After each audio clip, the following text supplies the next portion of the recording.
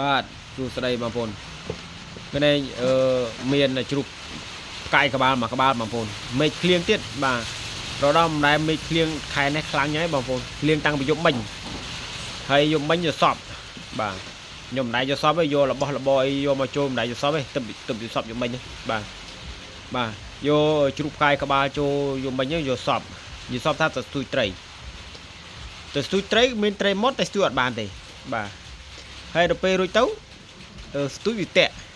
ហើយក៏ដាក់ទៅវិញទៅក៏ជាប់ពោះមួយផ្លែតហ្នឹងជាប់ពោះមកស៊ីតែក្នុងចិត្តមិនចង់ឲ្យពោះស៊ីទេដោយសារទី1វាញើតដែរទាំងគេទាំង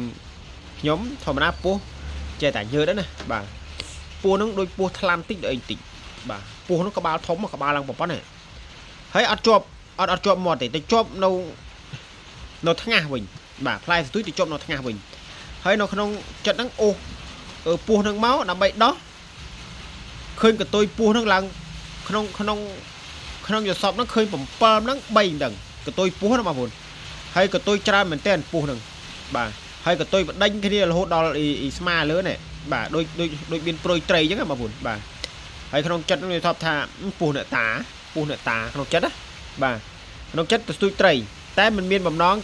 ទៅស្ទួយពោះទេតែឃើញពោះហ្នឹងវាមកជាប់នឹងផ្លែស្ទួយបាទ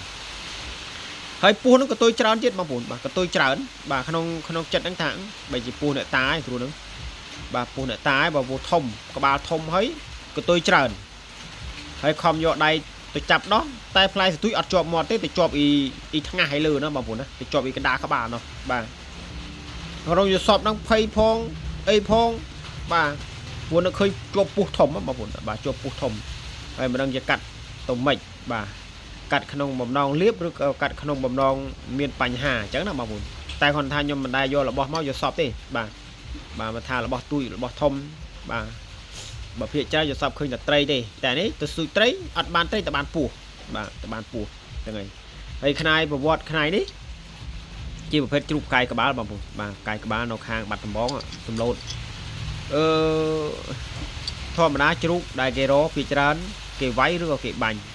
តែជ្រូកនេះបាញ់10គ្រាប់បងប្អូនបាញ់10គ្រាប់បាញ់ចេញតែអត់ត្រូវបាទ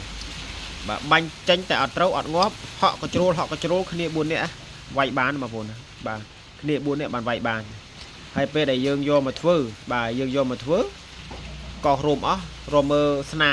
មដែលកាលណាដែលបាញ់វាមានស្នាមរបួសហើយបងប្អូនតែអត់មានឃើញអាលីងបាទស្នាមខ្លួនស្អាតចេះសស្គុះអត់មានឃើញស្នាមគ្រាប់អាលីង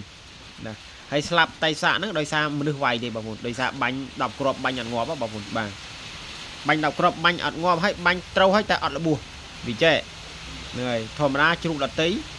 ដែលខ្ញុំធ្លាប់ជួបដាក់តែ2គ្រាប់ខ្ពាក2គ្រាប់ខ្ពាក2គ្រាប់ខ្ពាកបាទនេះបាញ់10គ្រាប់បាញ់ចេញចំហើយតែអត់មុតអញ្ចឹងបងប្អូនបាទហើយសម្ដីព្រានតែគាត់និយាយគាត់ថាគាត់10ឆ្នាំហើយមិនដែលជួបជ្រូកបែបនេះទេបាទហើយខ្ញុំធ្លាប់ជាវបានច្រើនដែរប្រភេទហ្នឹងបាទប្រភេទបាញ់អត់ចេញហ្នឹងបងប្អូនបាញ់អត់ចេញហ្នឹងជួកាជ្រូកហ្នឹងវាមានកដាញ់វាមានអ្នកតាវាមានព្រាយកាន់អញ្ចឹងបាញ់អត់ចេញទេបាទបាញ់អត់ចេញទេបាទហើយពេលខ្លះគេសុំបាទគេសុំគេឧបកិច្ចសុំនៅព្រៃហ្នឹងអញ្ចឹងបានអញ្ចឹងបងប្អូនបាទអាហ្នឹងជ្រូកមួយក្បាលនេះគឺមានប្រវត្តិអញ្ចឹងបងប្អូនហើយមកដល់ខ្ញុំក៏យកសពដែរបាទយកសពអញ្ចឹងបាទយកសពទៅស្ទួយត្រីតែបានពោះហើយពោះនោះក៏ទុយច្រើនណាបងប្អូនពោះនោះក៏ទុយច្រើនមែនទែនបាទហើយខាងលើមួយគូនេះគឺសល់តាំងពីអ្នករកកញ្ញុងឯងបងប្អូនបានអាស័យជ្រុំបានអ្នកអាស័យជ្រុំតែគាត់ទៅនៅថ្មបាំងឡើង17ឆ្នាំហើយបងប្អូនវាចូលចិត្ត20ឆ្នាំហើយបាទហើយរបស់នេះគឺបាញ់បានដែរបាទបាញ់បានដែរកោសេរីហ្នឹងគឺអត់យកថ្មសលៀងទេថ្មសលៀងចោលពេញតែព្រៃយកតែខ្នាយបាទហើយខ្នាយប្រទាលធំប្រទាល2ហ៊ុនកន្លះ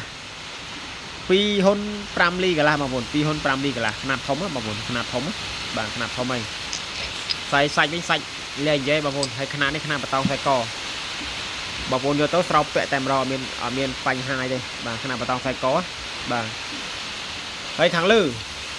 ក៏ជាប្រភេទពិសេសដែរបងប្អូនបាទមានម្រេចតិចឡើយនេះបាទថតនឹងចំភ្លៀងបងប្អូនខាងខ្ញុំបាយជាភ្ជុះហើយមកទៅបាទភ្លៀងយកមិញតាំងពីម៉ោង2ម៉ោង3ឥឡូវតរាំងផងបាទ bò rang đó là được phiêng cái này phiêng cướp mà bà cho bà vốn trong ban là cài các bạn ấy ai xua bàn bà ai xua bàn bà xua mà con mà vốn